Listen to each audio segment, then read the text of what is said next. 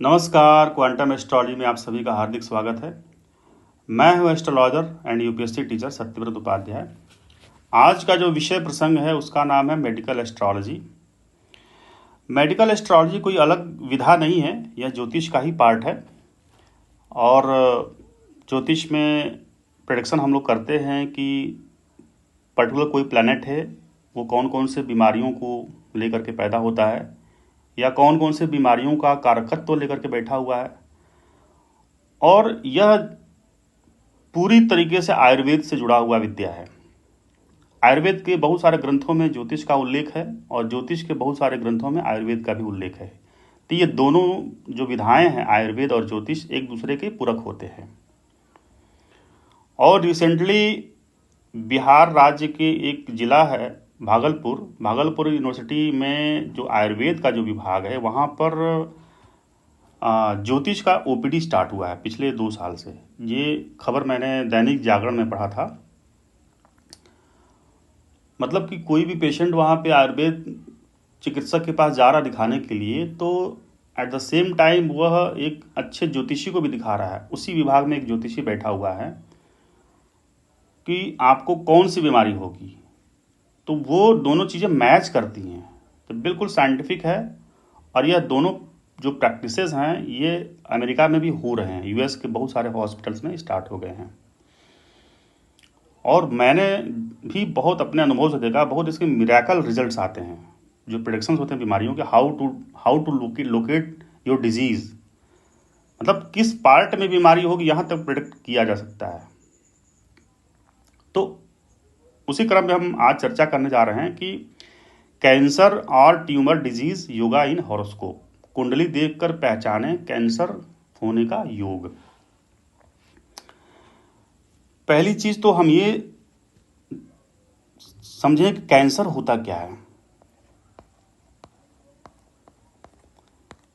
Cancer क्या है कि division of cell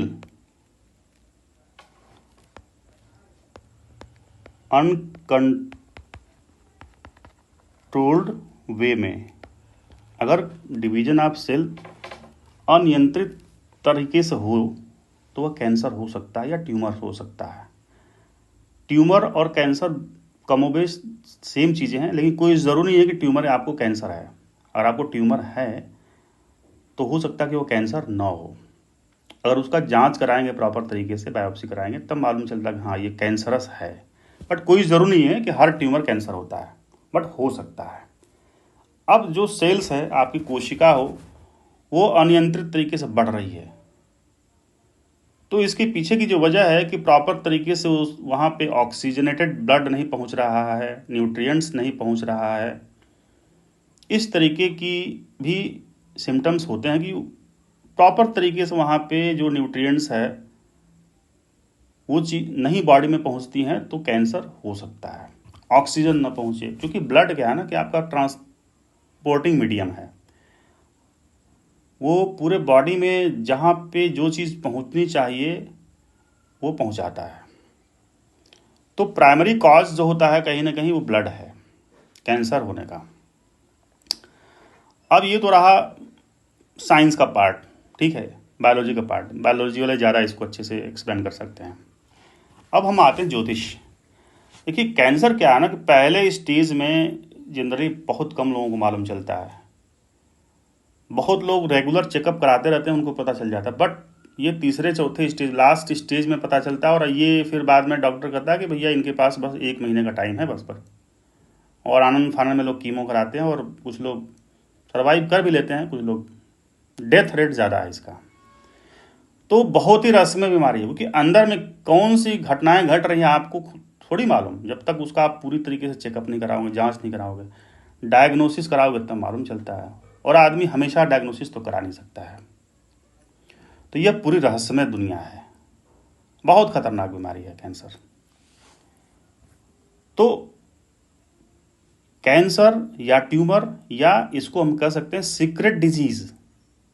secret disease मतलब ये आपको एकदम फाइनल स्टेज में मालूम चल रहा है।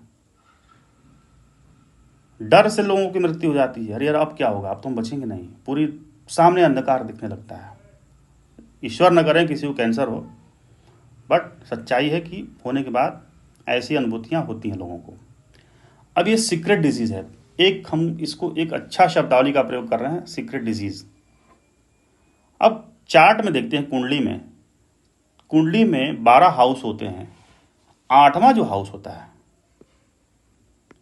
8th हाउस, ये क्या होता है? ये होता है हाउस ऑफ सीक्रेट। मोटा मोटी हाउस ऑफ सीक्रेट, ठीक है। यहां पे रहस्यमय घटनाएं घट रही हैं, इसीलिए उसको बोलते हैं ना, ये झटके वाला घर है, बहुत बड़ा सदमा देता है इंसान को, झटका देता है। क्यों? क्योंकि यहाँ पे एज होता है, उम्र देखते हैं, एज कितनी होगी ये किसी को नहीं मालूम, ठीक है। यहीं से हम देखते हैं डेथ, मृत्यु, यहीं से देखते हैं दुर्घटना, ठीक है। यहीं से हम लोग देखते हैं आपके जो पेट के अंदर की जो बीमारियां होती हैं, अपान वायु से संबंधित जो बीमारियां होती हैं, जो नाभि के आसपास की जो बीमारियां होती हैं, वो यहीं से देखते हैं। तो ये सारे जो कारकत्व से देखकर क्या समझ में आता है कि यहाँ पे सीक्रेट एक्टिविटीज हो रही हैं। एक्सीडेंट कब होगा किसी को नहीं मालूम। अगर फर्स्ट हाउस का लॉर्ड जो है 8th हाउस में बैठ जाए तो ऐसे इंसान को जीवन में झटके आते रहेंगे और हमेशा धोखा खाता रहेगा। बीमारी भी तो धोखा दे रही है, पहले मालूम चल जाए तो इलाज करवा लोगे, बट चौथे स्टेज में मालूम चलेगा तो थोड़ी आप इलाज करवा पाओ, तो धोखा तो दिया बीमारी ने आपको। अगर फर्स्ट लॉर्ड अगर 8वें भाव में बैठ गया तो वो इंसान जिंदगी भर धोखा खाएगा, झटके उसको मिलते रहेंगे, ऑब्स्टेकल्स मिलते रहेंगे हमेशा उसको, बड़े बड़े उसके सामने विपरीत परिस्थितियां आएंगी, ठीक है। तो 8वां भाव का जो स्वामी होता है वो कौन सा होता है? 8th हाउस का जो लॉर्ड होता है वो सैटर्न होता है। अब देखिए यही से क्लू निकलेगा, सैटर्न यानी कि शनि, और शनि को बीमारी का वो कारकत्व तो दिया गया है। हम जानते हैं कि शनि बीमारी का कारक होता है।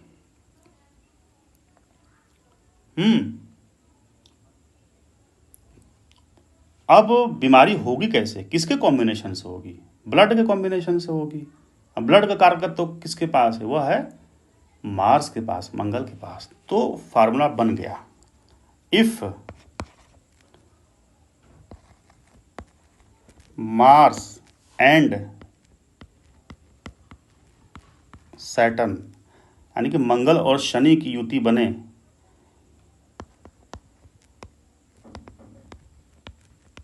कंजंक्शन, ठीक है, तो वह कैंसर हो जाएगा, कैंसर हो जाएगा। ट्यूमर भी हो सकता है, साथ साथ में सीक्रेट डिजीज भी हो सकता है, कोई जरूर नहीं है, सीक्रेट डिजीज भी हो सकता है, ठीक है। अब प्रश्न ये है कि क्या जातक को ही होगा, जिसकी कुंडली है उसी को होगा? नहीं, उसके फैमिली मेंबर को भी हो सकता है। अब वो एनालिसिस के बाद मालूम चलेगा किसको होगा। 4th में हाउस में बैठा हुआ है तो उसके किसी माँ के फैमिली में हो सकता है, ननिहाल में किसी को हो सकता है। 2nd हाउस में बैठा हुआ है तो फैमिली कुटुंब मेंबर को किसी को हो सकता है। 1st हाउस में तो जातक को भी हो सकता है। ऐसा कोई जरूर नहीं है, और भी चीज़ों को थोड़ा सा मूल्यांकन करना पड़ता है, बट इतना है कि अगर ये कॉम्बिनेशन बन रहा है तो उस जातक को नेटिव को भी हो सकता है, at the same time family में भी किसी को हो सकता है। अब ये एनालिसिस करने के बाद फाइनल कंक्लूजन तक पहुंचा जा सकता है किसको होगा, बट मोटा मोटी मैंने आपको फार्मूला बता दिया। दूसरी बात कि इसमें देखना चाहिए कि दोनों का काफ़ी क्लोज कंजंक्शन हो। शनि और मंगल की जो युति बन रही है वो बिल्कुल पास हो। फॉर एग्जाम्पल शनि अगर 12 डिग्री पे बैठा हुआ है किसी भी हाउस में और उसी हाउस में मार्स भी अगर 14 या 15 डिग्री पे बैठा हुआ है या 18 डिग्री पे बैठा हुआ, तो इसको हम क्लोज कंजंक्शन मानेंगे। बट बहुत ज़्यादा डिस्टेंस है तो योग खंडित है। हो सकता है कि आपको कैंसर जैसा कोई शिकायत हो, बट ठीक भी हो जाएगा। दूसरी बात कि अगर सैटर्न एंड मार्स कॉम्बिनेशन बना हुआ है, इस पर अगर जुपिटर की युति, मतलब जुपिटर का इस कहीं से एस्पेक्ट हो जाए, दृष्टि, तो यह योग खंडित हो जाएगा। हम जानते हैं कि पूरे कुंडली में 9 ग्रहों में जुपिटर ही, बृहस्पति एक ऐसा ग्रह है जो कि मोस्ट ऑस्पिशियस, सबसे ज़्यादा शुभ होता है। कहीं पे बैठ रहा है जुपिटर, हो सकता है कि वहाँ बैठने की वजह से वहाँ नुकसान कर दे, केंद्राधिपति दोष लगा दे, बट वो कहीं देख रहा है ना किसी को, जहाँ देखता है वहाँ फूलों की वर्षा करता है जुपिटर। अब ये युति बनी हुई है, यहाँ पे जुपिटर देख लिया तो बीमारी ठीक कर देगा, वो रास्ता निकाल देगा कहीं ना कहीं। या लगन को देख ले, किसको देख ले? लगन को जुपिटर देख ले, तभी भी समस्या का समाधान निकल जाएगा। क्योंकि लगन करता है ना, बीमारी किसको हो रहा है?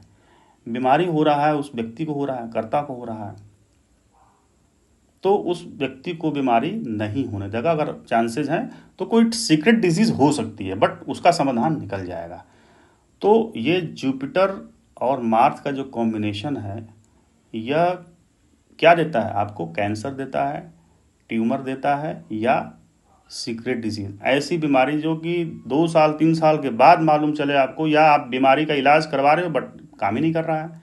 डायग्नोसिस सब कुछ ठीक है, रिपोर्ट सब कुछ सही है, बट वो पेन हो रहा है आपके बॉडी में, मालूम ही नहीं चलता रहा कैसे पेन हो रहा है, इसका क्या वजह है। वो 2-3 साल झेलने के बाद ठीक होगा आपको। और जुपिटर का अगर उसमें दृष्टि आ गया उस पर, तो रास्ता निकल जाएगा, या लगन पे जुपिटर का दृष्टि आ गया तो रास्ता निकल जाएगा। तो इस प्रकार से जो है कैंसर का योग हम चार्ट में देखते हैं। ये मैंने बहुत सारे जातकों के ऊपर देखा। एक हमारे डॉक्टर थे आयुर्वेद के, वो अपनी कुंडली मुझे दिखाए, तो जैसे ही मैंने चार्ट उनको ओपन किया और लगन में ही बैठा हुआ था, ये दोनों प्लैनेट दोनों बैठे हुए थे युति बना करके, मार्स एंड सैटर्न। मैंने पहला स्टेटमेंट यही दिया कि आपके घर में कैंसर किसको है, क्योंकि डॉक्टर साहब को कैंसर तो था नहीं, क्योंकि उनसे हमेशा मिलना जुलना रहता था हमें। बट उन्होंने तुरंत कहा कि हाँ माता जी को कैंसर है। तो उन्होंने पूछा, अरे आपने कैसे बता दिया? बताना तो हमें चाहिए कि हम डॉक्टर हैं। हम क्या, हाँ देखिए ये कॉम्बिनेशन है चार्ट में। मैंने पूरा उनको सिद्धांत बताया तो बड़ा इम्प्रेस हुए। मैं इम्प्रेस नहीं किया, बट ये सिद्धांत है, काम करता है। तो उन्होंने कहा हाँ आप बिल्कुल सटीक चीज़। मैंने और भी लोगों, एक और छोटा लड़का था वही 11-12 साल का, उसकी कुंडली मेरे पास आई थी। मैंने उसको बता दिया कि इसको कैंसर हो सकता है, और उसको 1-1.5 महीने बाद उसके कान में मतलब दर्द होने लगा, और कान का मतलब पता चला, तो जाकर चेकअप वेकअप हुआ तो उसको मालूम चला कि, मतलब घर वालों को मालूम चला कि ट्यूमर है अंदर में, कान के अंदर में। मतलब तो कान का ऑपरेशन हुआ टाटा में, मुंबई, तो ट्यूमर निकला। तो ये सेम कॉम्बिनेशन उसके चार्ट में था। बहुत कई मतलब दर्जनों से ज़्यादा मैंने चार्ट में इस तरह कॉम्बिनेशन देखे, वो चीज़ें निकल के सामने आई, या उनके फैमिली मेम्बर में किसी न किसी को कैंसर से मौत हुई। ये यहाँ तक कि आप मार्स को अगर देख रहा हो शनि, ऐसा नहीं कि ये दोनों एक साथ बैठे हों, अगर दृष्टियाँ भी हैं तभी भी हो जाएगा। मार्स को सैटर्न देख रहा हो या सैटर्न को मार्स देख रहा हो, तभी भी ये योग फलित हो सकता है। ठीक है, बट दृष्टियाँ भी इसमें ध्यान देना है कि जो शनि जो देख रहा है ना, वो 3 वाली जो दृष्टि देख रहा है ना, 3, 7, 10 होता है ना, 10 वाली में नहीं होगा, 7 वाली में 3 वाला खतरनाक होता है।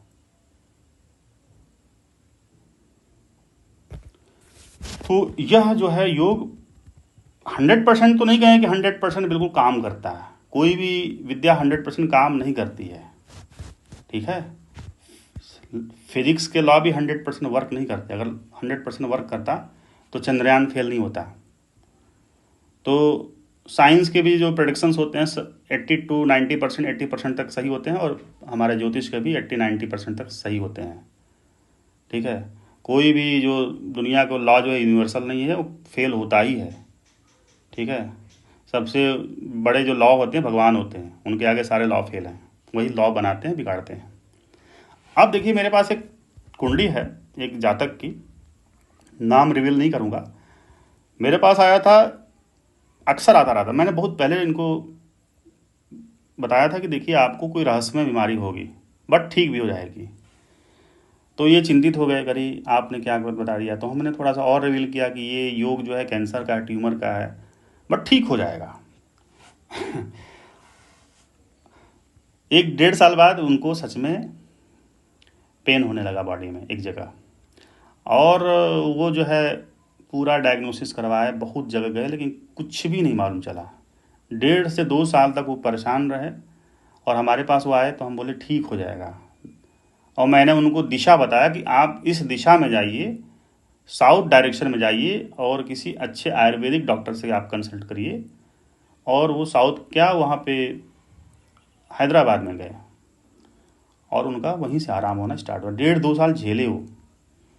तो देखिए चार्ट में क्या खास बात है कि सेकेंड हाउस में मार्स बैठा हुआ है और शनि, और दोनों की जो युति है, देखिए शनि 17 डिग्री पे है, मार्स 4 डिग्री पे है। दोनों की युति में काफ़ी ज़्यादा डिस्टेंस है। बट मैंने कहा था कि इनको सीक्रेट डिजीज़ होगा, कैंसर प्रेडिक्ट नहीं किया था, और सीक्रेट डिजीज़ ही था। मज़ेदार बात है कि Jupiter is sitting in 9th house, और यहाँ से फर्स्ट हाउस को, लगन को देख रहा है। तो लगन को अगर जुपिटर देखेगा ना, तो 90% समस्याओं का समाधान अकेले जुपिटर निकाल देता है। अब इस व्यक्ति को बीमारी तो होगा, बट ठीक भी हो जाएगा, क्योंकि जुपिटर जो है ना, कहीं भी देखता है अपनी दृष्टि से, वहाँ पे फूलों की वर्षा करता है। तो अभी इनको बिल्कुल पूरी तरीके से आराम है, चल फिर रहे हैं, और अच्छे से वॉक करते हैं। पहले तो चलते भी नहीं थे, और इनको मेडिसिन लेनी पड़ती थी उठने के लिए बेड से। कमर के आसपास इनको पेन होता था, तो कुछ भी नहीं निकला जांच में। बट ये 1.5-2 साल परेशान रहे, और इनकी बीमारी होने से पहले ही मैंने बता दिया था कि ये बीमारी आपको होगी, सजग रहिएगा। ठीक है, उस समय जब दिखाए थे, ईयर था 2022, बुध में शुक्र की अंतर्दशा चल रही थी। तो अगर यहाँ पे अगर सपोज शनि की महादशा चलती, तब तो बहुत मामला पेचीदा रहता, या शुक्र की अंतर्दशा चलती, या मार्स की महादशा अंतर्दशा चलती, तो मामला पेचीदा रहता है। इसलिए देखिए ये बच गए। तो ये वर्क करता है, और आप भी अपने चार्ट में लगा के देखो। ठीक है, आप ये देखो, हिस्ट्री देखो ना कि फैमिली में किसी को है क्या, या किसी को हुआ था क्या, क्योंकि फैमिली में भी हो सकता है। अगर आपके चार्ट में कॉम्बिनेशन बन रहा है, तो आपके चार्ट में आपके पुत्र का घर 5वां होता है, आपके पिता का घर 9वां होता है, 7th हाउस आपके स्पाउस होता है, सिबलिंग्स के आपके 3rd हाउस होते हैं, 9th हाउस होते हैं, बड़े भाई बहन, 2nd हाउस आपके कुटुंब होता है। तो सारे रिलेटिव्स का आप देख सकते हो ना, 6ठा भाव आपके मामा का होता है, मौसा का होता है। तो कहीं पे भी अगर युति बनेगी, तो उस हाउस को तो इफेक्ट करेगा ना। तो उस हाउस से रिलेटेड जो भी रिलेटिव्स होगा, उसको भी ये पॉसिबिलिटी है कि हो सकती है। ठीक है, तो उम्मीद करता हूँ कि आज का वीडियो काफ़ी पसंद आया होगा, और कमेंट सेक्शन में आप इस लिख करके फीडबैक ज़रूर दीजिएगा, और जो भी आप प्रश्न पूछना हो कमेंट सेक्शन में पूछ सकते हैं। और प्लीज़ मेरे चैनल को सब्सक्राइब करिए, लाइक करिए, शेयर करिए।